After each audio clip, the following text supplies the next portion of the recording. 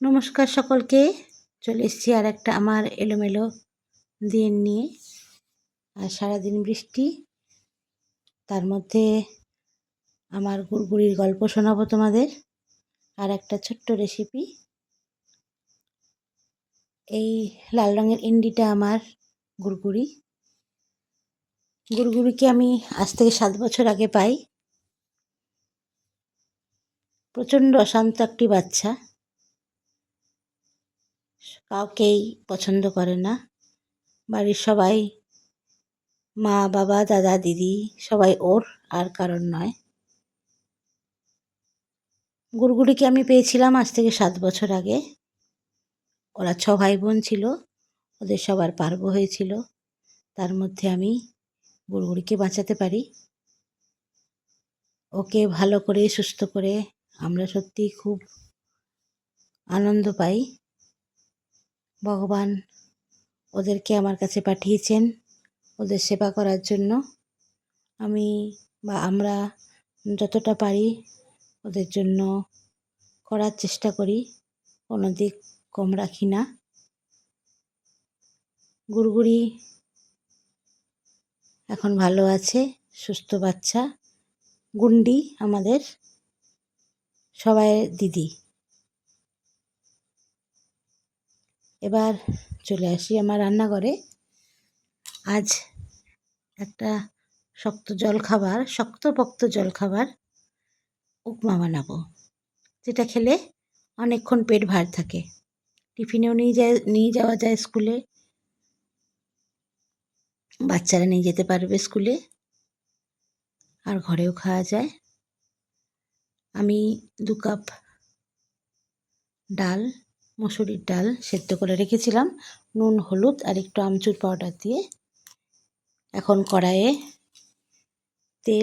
সর্ষের তেল দিয়েছি, 2-3টে শুকনো লঙ্কা, একটু কারি পাতা আর গোটা সর্ষে ফোড়ন দিলাম। দিয়ে যে ডালটা আমি বানিয়ে রেখেছিলাম, সেদ্ধ করেছিলাম, সেই ডালটা আমি ফোড়নে দিয়ে দিয়েছি।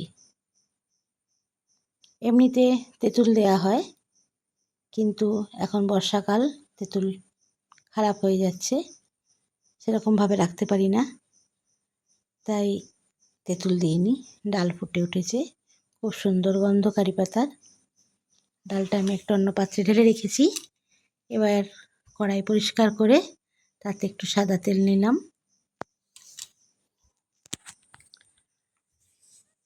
400 গ্রাম সুজি রেডি করে রেখেছি চেলে। তেলটা একটু গরম হয়ে এসেছে, এবার সুজিটা দিয়ে দেবো গরম তেলে।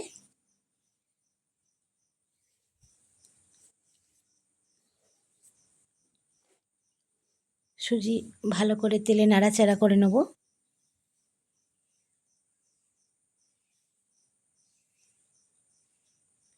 বেশ একটু লাল লাল ভাজা ভাজা হয়ে গেলে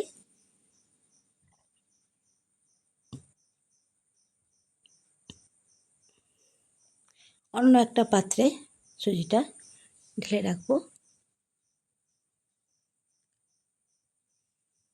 ভাজা হয়ে গেছে।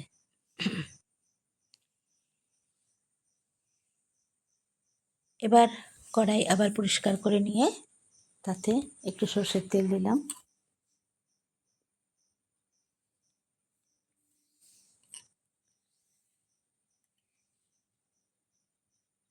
সর্ষের তেলে একটু হলুদ দিয়ে দিই। হলুদটা একটু নেড়ে চেড়ে নেব। একটু ভাজা ভাজা হয়ে গেলে, না ভেজে নিলে হলুদের কাঁচা গন্ধ উঠবে, ওতে দিয়ে দিলাম একটু গোটা কালো সর্ষে। ওটা একটু ভালো করে ভেজে নেব।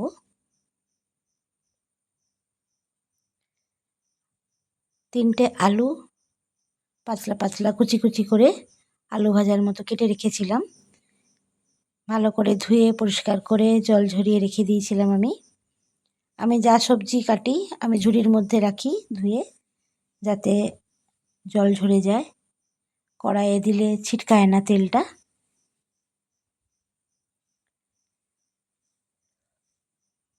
তেল গরম হয়ে এসেছে, এবার আলু ভাজাগুলো দিয়ে দেবো।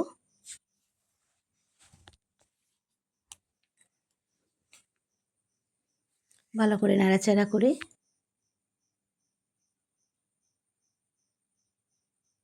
লাল লাল করে ভেজে নেব।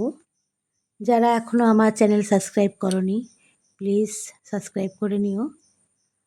তোমরা সাবস্ক্রাইব করলে আমার ভালো লাগবে। শেয়ার করো, কমেন্ট করো, আমি উৎসাহ পাবো, আমি আরও নতুন নতুন ভিডিও আনবো। আর আমার ফার্মের বৃষ্টি কমে গেলে, রান্নাঘর কিছুটা বাকি আছে কমপ্লিট হয়ে গেলে আমি তারপরে ওইখানে ভিডিও বানাবো। এবারে আলুটা ভাজা ভাজা হয়েছে, 3-4টে লঙ্কা, কাঁচা লঙ্কা চিড়ে রেখেছিলাম সেগুলো দিয়ে দিলাম, আর একটু নুন পরিমাণ মতো, কারণ ডালেও নুন দেওয়া আছে।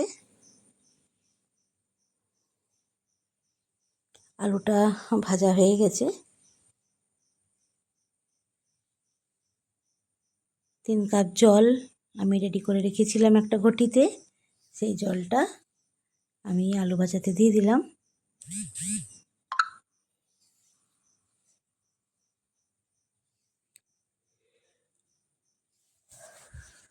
এটা ছেড়ে নিলাম, নিয়ে একটা ঢাকা দিয়ে দেবো। 3 থেকে 4 মিনিট ফুটতে দেবো।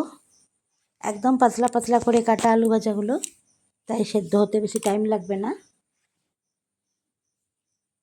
ঢাকা খুলে দেখি, হ্যাঁ ফুটছে, সেদ্ধ হয়ে গেছে। একটু দেখিয়ে দিই।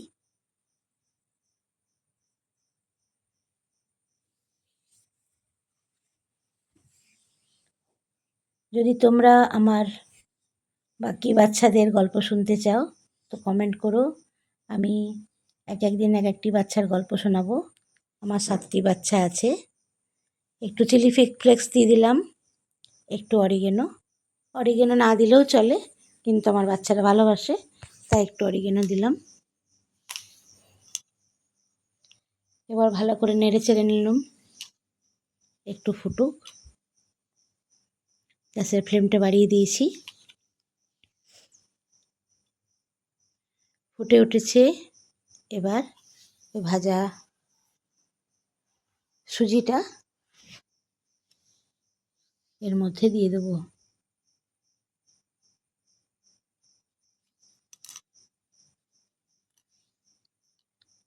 ভালো করে জলটার সাথে মিশিয়ে নিলাম।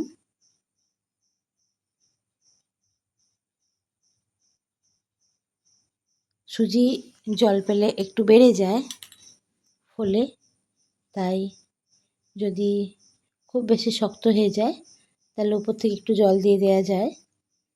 বেশি দেওয়া যাবে না, তাহলে চটচটে হয়ে যাবে। হালকা করে একটু জল দিয়ে দিলে ঝুরঝুরে হয়ে থাকবে। বেশি না, একটুখানি জল দিয়ে দেবো। এবার ভালো করে নাড়াচাড়া করব।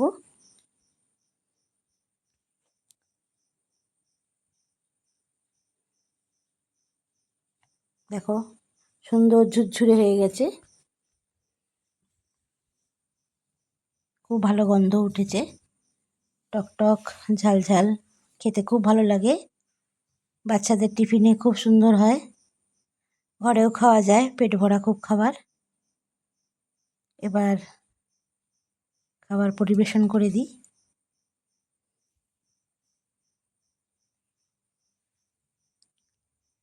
উপমা নিয়েছি, তার উপর সাম্বার দিলাম।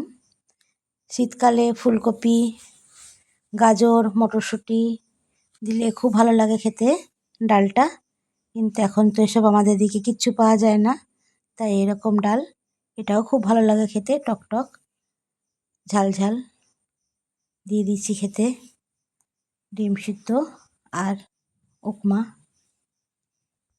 এদিকে আমার মিনি রানী পার্সেলের ওপরে শুয়ে আছে। পার্সেল এলেই সেটা ওকে দেখতে হবে। যদি প্যাকেটের মধ্যে কোনো পার্সেল আসে প্লাস্টিকের প্যাকেটে, তাহলে তার ভেতরে ঢুকে বসে থাকবে। অনেক বলছি ছাড় দে, কিছুতেই দেবে না। ওর উপরে বসেই গা পরিষ্কার হচ্ছে। আবার আমি নিতে চাইছি, আমার হাতটা ঠেলে সরিয়ে দিচ্ছে, না নেবে না, এটা আমার। চলো আসি, আবার দেখা হবে। এরপরে আমি আমার পোগোর গল্প নিয়ে তোমাদের কাছে আসছি। টাটা।